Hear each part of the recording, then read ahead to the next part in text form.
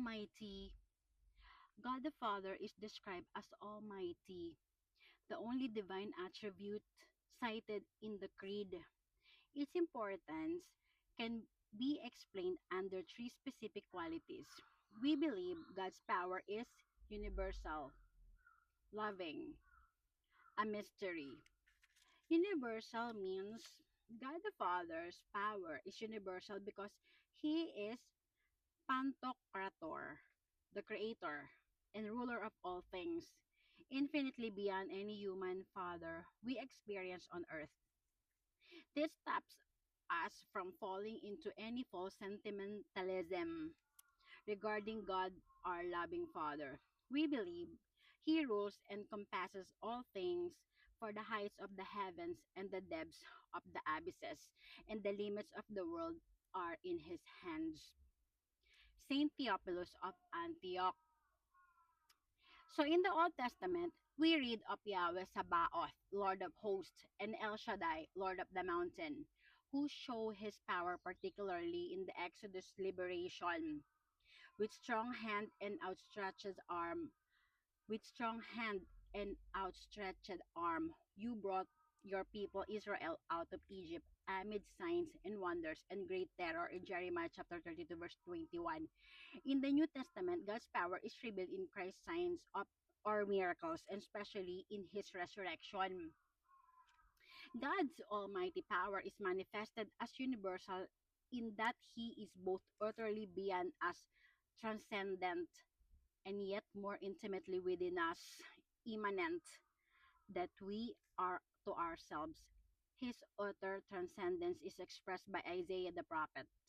As high as the heavens are above the earth, so high are my ways above your ways, and my thoughts above your thoughts, in Isaiah chapter 55, verse 8 to 9. But the same prophet sees this transcendence in God's holiness. Holy, holy, holy is the Lord of hosts, in Isaiah chapter 6, verse 3. This we repeat in the sanctus of every Mass. This same quality of holiness brings out God's universal immanent presence. So the Sanctus continues Isaiah text. All the earth is filled with his glory, in Isaiah chapter 6 verse 3. Loving means now, since we all expect God to be all powerful, almighty, we might miss what is most striking about the divine power in the Bible. For us, with the idea of Father, the Bible actually revolutionizes the notion of God's almighty. The Bible actually revolutionizes the notion of God as Almighty. The biblical Almighty is not some impersonal, arbitrary, self-seeking force imposing terror on all creatures. Rather, the Father's Almighty power is the recreating personal energy of non-violent love. This loving power of the Father, his kindness is revealed especially in Christ our Lord, present among us in the Spirit.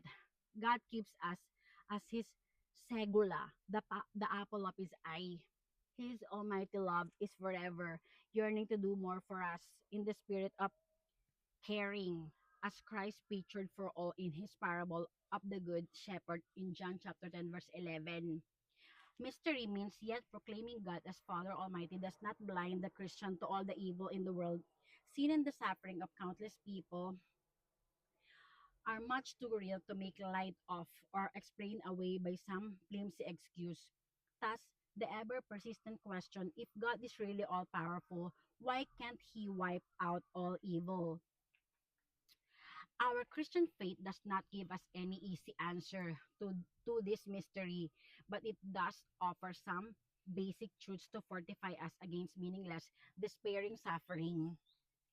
Number Number four, mystery of God's powerlessness. God's power is mystery because it is so often appears of powerlessness. This most sharply manifested in the passion and death of Christ. With Saint Paul, we proclaim Christ crucified as stumbling block to Jews and foolishness to Gentiles. But to those who are called, Christ the power of God and the wisdom of God. For the foolishness of God is wiser than human wisdom, and the weakness of God is stronger than human strength. Thus, God's powerlessness calls forth the exclamation, And the weakness of God is stronger than human strength in First Corinthians chapter 1 verse 23 to 25. Thus God's powerlessness calls forth the exclamation, may we know the immeasurable scope of his power in us who believe. It is like the strength he showed in raising Christ from the dead and setting him at his right hand in heaven, high above every principality, power, virtue, and domination, and every name that can be given in this age or in the age to come.